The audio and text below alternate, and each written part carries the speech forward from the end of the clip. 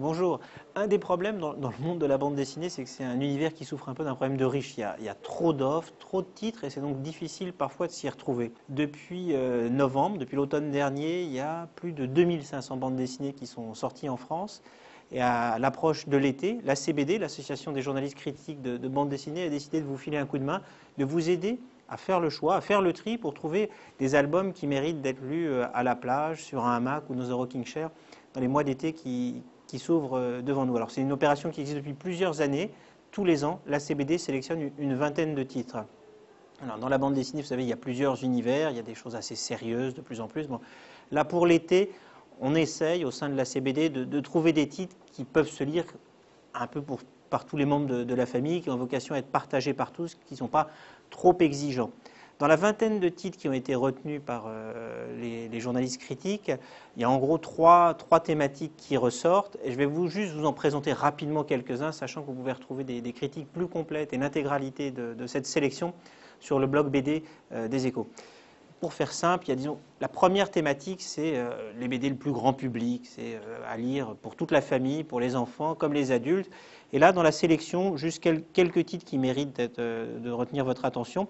D'abord, il y en a une qui s'appelle Last Man. C'est un trio de dessinateurs et de scénaristes français qui ont décidé d'aller marcher un petit peu sur les pieds du manga en faisant un manga à la sauce française. Donc, c'est un studio de création d'artistes qui a mis en place une nouvelle manière d'écrire vite pour pouvoir proposer tous les 2 ou 3 mois un nouvel épisode des aventures de Last Man. Last Man, c'est l'histoire d'un couple ou d'un tandem un peu spécial avec un catcheur de 2 mètres et un petit gamin haut comme 3 pommes qui vont se lancer dans toute une série de combats dans un monde imaginaire. On est à la fois dans le futur mais un peu médiéval.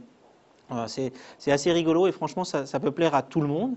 Un tout petit peu plus exigeant, il y a une trilogie qui est sortie cet hiver qui s'appelle Abîme.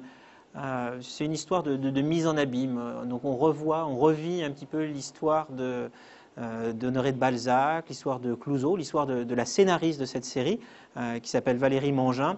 Et c'est une histoire assez mystérieuse avec des airs de déjà-vu à chaque fois. Les personnages vivent un événement et j'ai l'impression qu'ils l'ont déjà vécu. On ne comprend pas vraiment ce qui se passe. Il y a une sorte de mystère. Et l'avantage de cette série, c'est qu'en 3 tomes, là, vous faites le tour et vous avez déjà 3 tomes. Et c'est une série complète avec un début, un milieu et une fin très sympa. Dans un genre un petit peu différent, si vous allez au bord de la plage, si vous allez du côté de Saint-Malo et que vous aimez bien les histoires de corsaires, de pirates, je vous conseille Long John Silver. C'est vraiment l'histoire de la chasse au trésor. C'est une histoire de chasse au trésor. On plonge dans l'univers de Stevenson.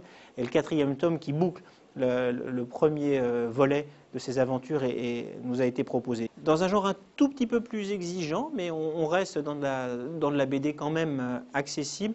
Mais on est déjà un peu plus dans le roman graphique. Celle qui marquera l'année, c'est sans doute moi, René Tardy, prisonnier de guerre au Stalag. C'est Jacques Tardy, dessinateur mythique de la bande dessinée française, qui a replongé dans les carnets de son père, qui avait été fait prisonnier au Stalag pendant la Deuxième Guerre mondiale. Il a raconté de manière très consciencieuse, minutieuse, son univers, son expérience dans cet univers du Stalag. Et ça donne quelque chose d'à la fois très personnel, très émouvant et puis très enrichissant qui nous permet de plonger dans cette période de l'histoire. Une autre BD très sombre, Mon ami Dahmer. Dahmer, c'est l'histoire d'un tueur en série parmi les pires serial killers que les États-Unis aient jamais connus. Il se trouve que par hasard, un auteur de bande dessinée a partagé sa scolarité avec ce fameux Dahmer. Et alors des années plus tard, il a fini par se rendre compte que c'était la même personne. Et il a retrouvé un peu leurs copains d'enfance pour essayer de voir si, dans ce qu'étaient leurs copains, quand ils étaient ados, il y avait déjà les gènes de ce qu'allait devenir un personnage absolument terrible. Donc c'est un peu la genèse d'un tueur en série. Comment est-ce qu'il était quand on pouvait penser qu'il était encore normal. Le dessin est très original et l'histoire est franchement aussi très intéressante. Dans la série roman graphique aussi, Jacques Ferrandez nous propose son adaptation de L'étranger de Camus. C'est à la fois très fidèle et très original, donc à lire sur une plage pas trop chaude cet été. Alors, la dernière catégorie, je dirais, c'est les BD un peu plus inclassables, difficilement, on ne peut pas mettre dans un genre en particulier, mais qui pourraient attirer l'attention et faire plaisir à plusieurs lecteurs. D'abord, il y a le dernier tome des aventures de Philémon. Fred, dessinateur célèbre, nous a quittés cette année. Il a eu le temps de boucler un 16e tome des aventures de Philémon, et on retrouve toute la patte, tout l'univers onirique de cet auteur qui a marqué la jeunesse de beaucoup de personnes depuis, je crois, la fin des années 60. Terra Australis, une BD un peu à part, 500 pages, qui nous raconte l'histoire de l'Australie. Comment est-ce que les premiers colons, qui sont en fait des prisonniers ou des bagnards, sont partis d'Angleterre pour aller conquérir une terre qui n'était pas inhabitée, sur laquelle il y avait déjà du monde. Et là, on a 500 pages, pareil, c'est très enrichissant, c'est vraiment une plongée dans une histoire. Et puis, dernière BD à signaler, qui est aussi là complètement à part, c'est la dernière BD de Marc-Antoine Mathieu, Julius Corentin Akefakes, je ne sais pas exactement comment le prononcer. Vous savez, Mathieu, c'est ce dessinateur qui a un coup de crayon incroyable. C'est du dessin en noir et blanc avec pratiquement plus de noir que de blanc, des mises en abîme en permanence. C'est un dessin très pointilleux, très spécial, dans lequel finalement l'histoire est toujours très surprenante. C'est des personnages mystérieux, on ne comprend pas grand-chose, il faut lire jusqu'à la fin pour comprendre ce qu'on a lu.